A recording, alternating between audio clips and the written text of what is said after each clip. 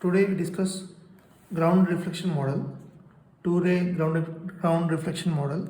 Before that, we recall that the received power in free space can be written like this: Pt divided by, this is your discussion in first class, 4 pi d by lambda whole square. So at the distance d, how much will be the received power can be found from this equation in free space. And actually we should add here also not just pt, so you should write here pt gt into gr. We just extend this equation. So if we use omnidirectional antennas at both transmitter and receiver, the equation will be pt by 4 pi d square by lambda square whole square. But if you use directional antennas, they will have some gain, and so the effective transmit power will become now not just pt, it will be pt into gt into gr. So this is effective transmit power. We write this as EIRP, effective isotropic radiated power, that is EIRP, and GR stands for the receiver gain. So if the receiving antenna also directional antenna, it will offer some gain. So in the numerator, the total power value will be PT GT GR divided by the total loss will be 4 pi d by lambda whole square. So now with this we go to the next topic, two-ray ground reflection model.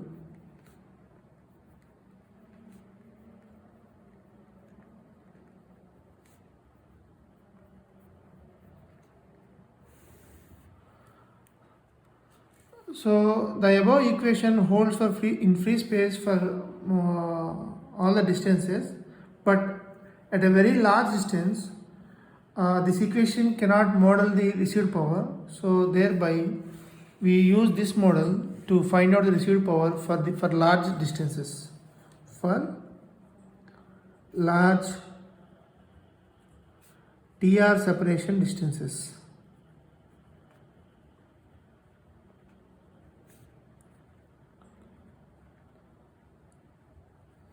So when the separation between the transmitter and receiver is very large,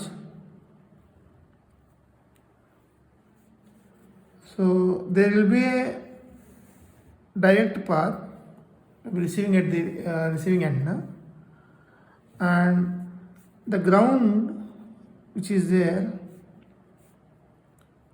So because of this antenna radiates waveform, radiates power in all directions, so some may go hit the ground and get reflected towards the receiver. So when this separation TR separation distance is very large, means this TR is very large, this distance is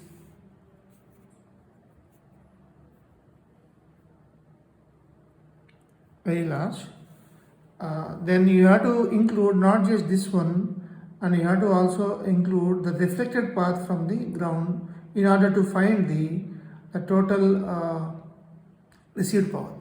Say for example, this is the direct path, and this we call it as the line of sight path, and this is the line of sight path.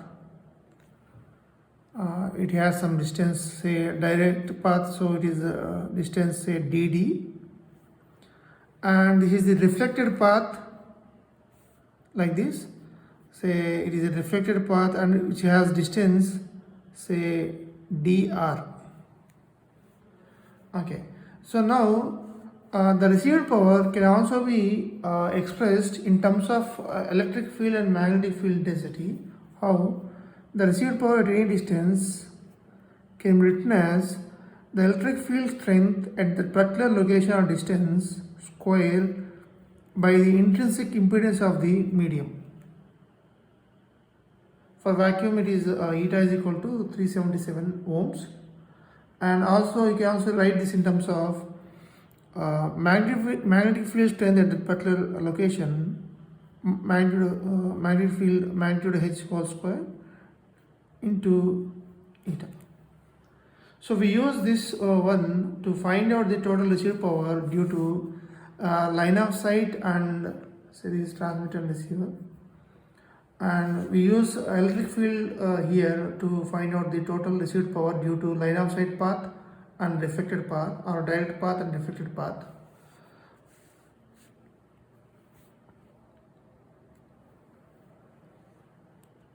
Now, so this is line of sight path, and the line of sight path has say the electric field strength of the receiver say ELOS, and the reflected path electric field strength at the receiver is say ER. Now total electric field E is equal to, the receiver is ELOS plus ER, and if you see it is traveling a shorter distance, means shorter distance than the compared to the distance of the reflected path. So the phase of the ER will be lagged by some value with respect to the ELOS. So that phase, so first we will find out what is the excess distance the reflected path has traveled. So the distance traveled by the reflected path dr is equal to, you can write it as, we know say the height of the transmitting antenna is say ht, and the height of the receiving antenna say hr. Then dr is equal to, the total distance will be equal to, so you can assume this like this, you can extend like this, so that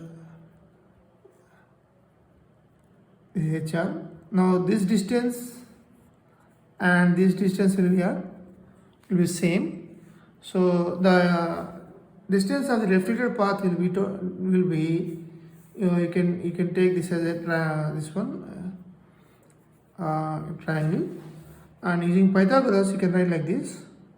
This is square root of, so we are finding this length from here to here. This is square root of hd plus hr whole square plus this d square, dr separation distance. This is the propagation distance of the reflected path. Similarly, if you find the propagation distance of the direct path, dd you will get as ht minus hr, then it will make some triangle here. So ht minus hr plus d square. D is actually very large, and where height of the transmitting antenna and height of the receiving antenna ht, hr are what? They are small, very small as compared to the distance d. So if I take d as common, and you can write this as d square, if I take common, 1 plus ht plus, take d common here, ht plus hr whole square by d square, and similarly this is d common, if you take 1 plus ht minus hr whole square and d square. This will be a very small value both here and here, because this is divided by d, which is a large distance, maybe in the order of tens of kilometers, where ht, hr in the order of meters. So this will be very large, very small value. So in such case, we have an identity that if 1 plus x can be written as, if x is so small, 1 plus x by 2. So thereby you can simplify this using this one, or root of 1 plus x equal to 1 plus x by 2.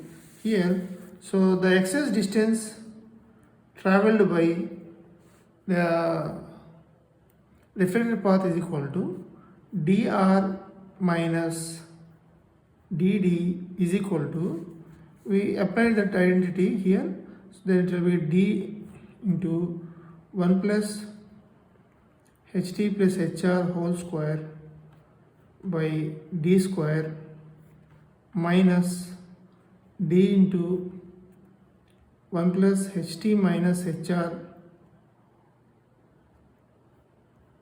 whole square d square.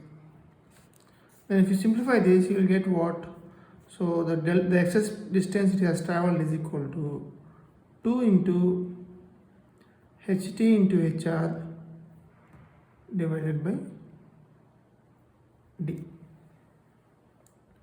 So thereby you can find the phase difference between the reflected path and the direct path as. So we know in the say all the waveforms are sinusoidal. In band pass waveform will transmit. Their angle will be like this, some omega t in the form of that. So if I see omega t, some phase will be there. If you see the reflected path will be delayed by some value. So that is the propagation delay with the reflected path. And say I write delta t tau r, so that it is delayed with reference to the direct path. How much it is delayed is delta tau r, and we know this is equal to the propagation time or delay will be equal to the propagation extra this delta d divided by c. Then total phase difference will be, this is the argument of the any sinusoidal waveform. So they follow some frequency time t will be there. So how reflected path phase will be there is it will be actually delayed by some time, that is what delta tau r with reference to the first direct path. So the value of the propagation delay is delta d in by c. So delta d we have already found. Okay, so then delta phi is equal to, so we can write this as omega t plus delta phi or minus delta phi, minus sign is there. So delta phi is equal to omega by c into delta d, or omega is nothing but what? 2 pi fc by c into delta d, or it is 2 pi by lambda into delta d. So this is the phase difference between the direct path and reflected path. Now we come back to the total electric field. So E is equal to E LOS plus that is we are taking this phase is 0. This has what taking as reference. Then the reflected path has the phase minus delta phi. So there is a minus sign is there, no? So there is minus delta phi. So this is the total electric field, and actually we need magnitude to find the total power. And before that, we can also relate the magnitude of the reflected path and the magnitude of the line of sight path. So line of sight path, because the distances are dd and dr, because the d is so much, means in the order of kilometers. If you observe these two equations, dd and dr are very close by, and how the electric field varies with respect to distance is, so it is electric field or magnetic field will vary with respect to distance, something like this, inversely proportional to d. So what you can see, so the magnitude inversely proportional to d, magnitude of the electric field. So because both the distances are comparable, you can take magnitude same, but it is reflected one, the ER is reflected one, and taking the total reflection from the ground, and you can take, so you can write this ER as, actually we are taking now ER can be written as with some reflection coefficient times ELOS. Why? Because the distance of travel for direct path and reflected path both are comparable, so the magnitude will be same, and only it will be differed by what? The reflection path, reflection coefficient. So this will be taken as -1 when a reflector is like earth, so ground is there, no? So for ground you can take reflection coefficient as -1. So you just I am advised to see the concept of grazing impedance, grazing incidence. So through this one, right? So for ground, the rho is equal to -1. Thereby, the total electric field E is equal to ELOS minus ELOS, because it is -1. So ELOS approximately ER equal to ELOS in magnitude. Why? Because both distances are comparable, and E into E power minus J del phi. So the magnitude of this is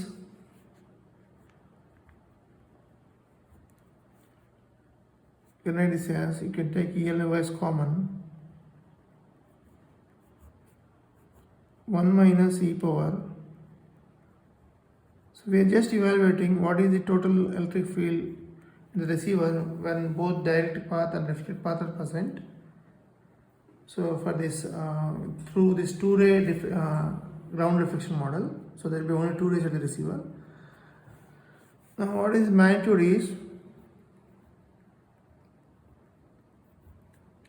so it is square root of, we write it, no, so 1 minus cos delta phi whole square and plus sine square delta phi.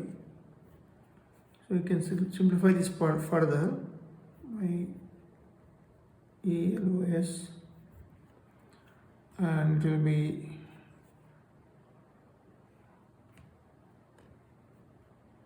two sine delta phi by 2.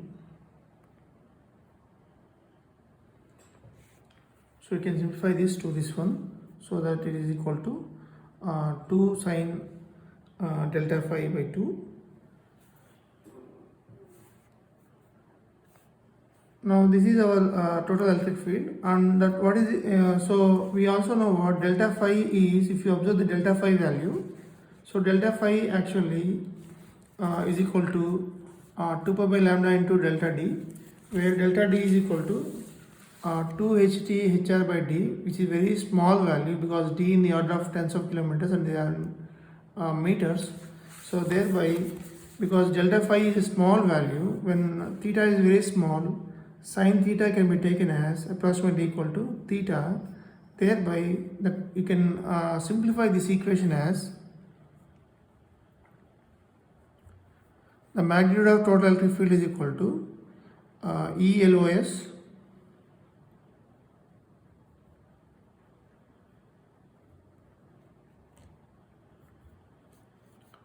into, so sine delta phi by 2 will be equal to just delta phi, where delta phi is equal to what? It is equal to mod ELOS into 2 pi by lambda into delta d. Delta d is equal to 2 hr divided by d. This is the one, and we know the total received power is equal to mod E square divided by eta, which is intrinsic impedance. So thereby you substitute this here, so it will be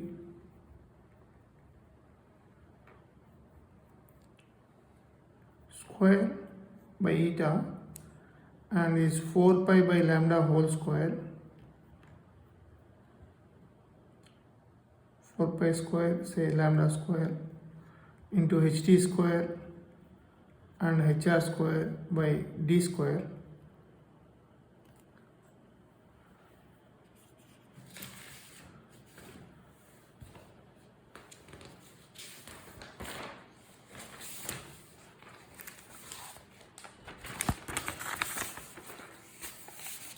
So what we got here is the received power PR is equal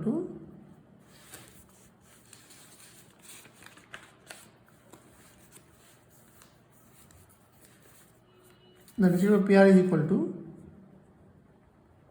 mod ELOS square by eta into 4 pi square by lambda square into HT square HR square by T square.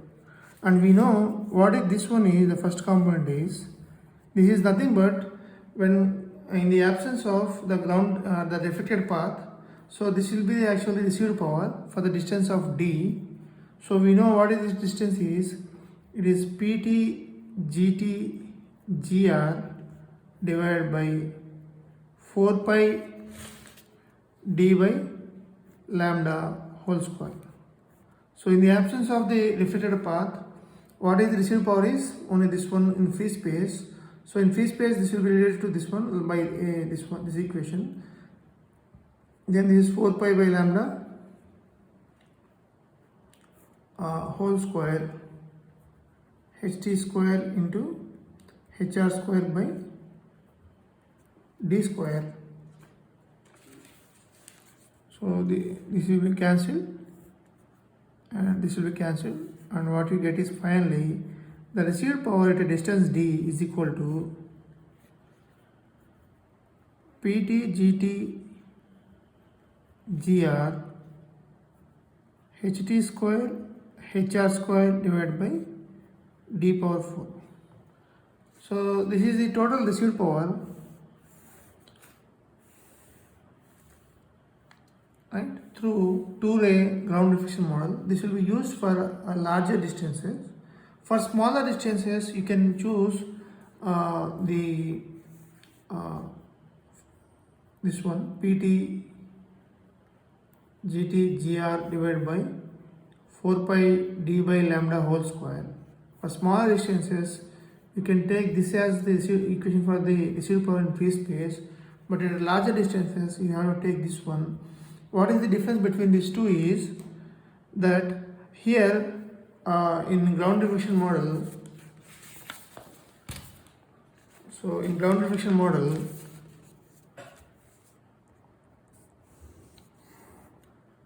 so for smaller distances you don't have to assume there is a reflected path, but for larger distances you have to assume there will be a reflected path here. And if you see, if you plot versus the received power versus distance D, so for smaller distances it will follow free space equation, means free space this received power equation. This is also called as Fry's equation, and it includes GTGR. So free space Fry's equation, and as the D increases, initially it is varies the rate of, it is now inversely proportional to D square. Now it is initially it varies like this, and when D gets increases, then rate increases and received power will fall more rapidly, because at higher distances D is what this received power is inversely proportional to D power 4, right?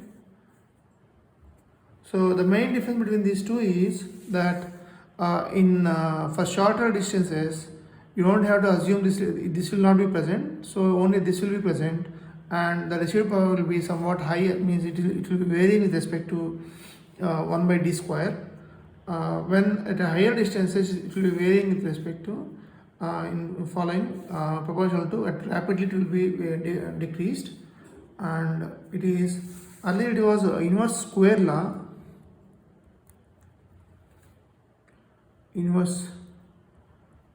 square power law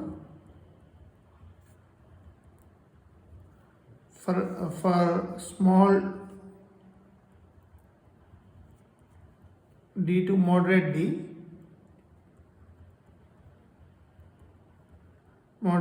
values, and now the residual power become inverse fourth power law for larger distances. Say for d is equal to say 80 kilometers. So now the earth, ground will also come into the picture, which affect the propagation. And both we are discussing in ideal case only, that is in free space, means no obstructions, other obstructions are present. The difference you have to understand here is that this is the reflected path is being added to this the direct path in a manner of, so it is destructively they are getting the reflected path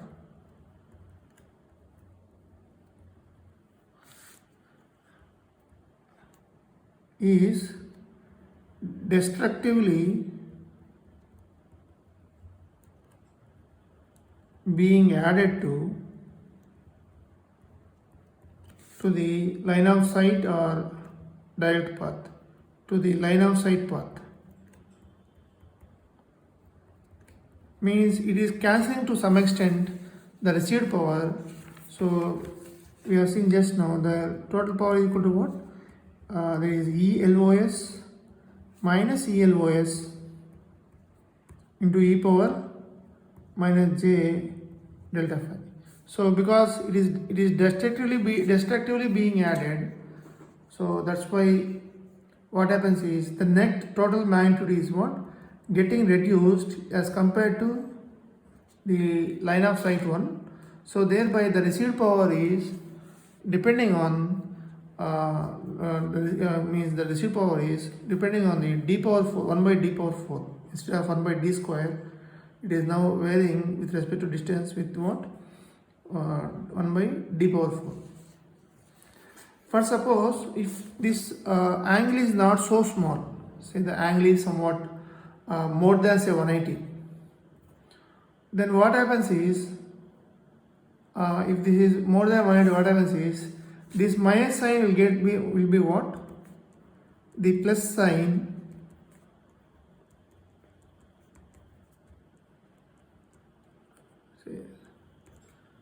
delta phi dash. Say this value is say more than 180, then what will happen is this one. So due to this the reflected path, the net electric field may rise due to the addition of another path. So if it is so, so we say that as what? It is constructively being added instead of destructively. The reflected path is constructively being added.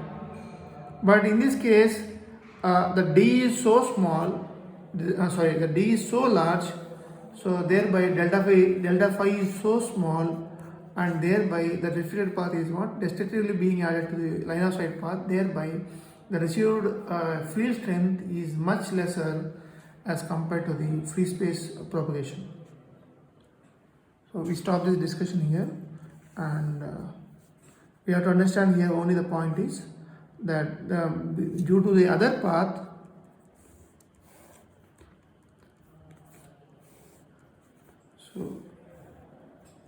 so this is actually, you can say this is a multi-path propagation, you can say.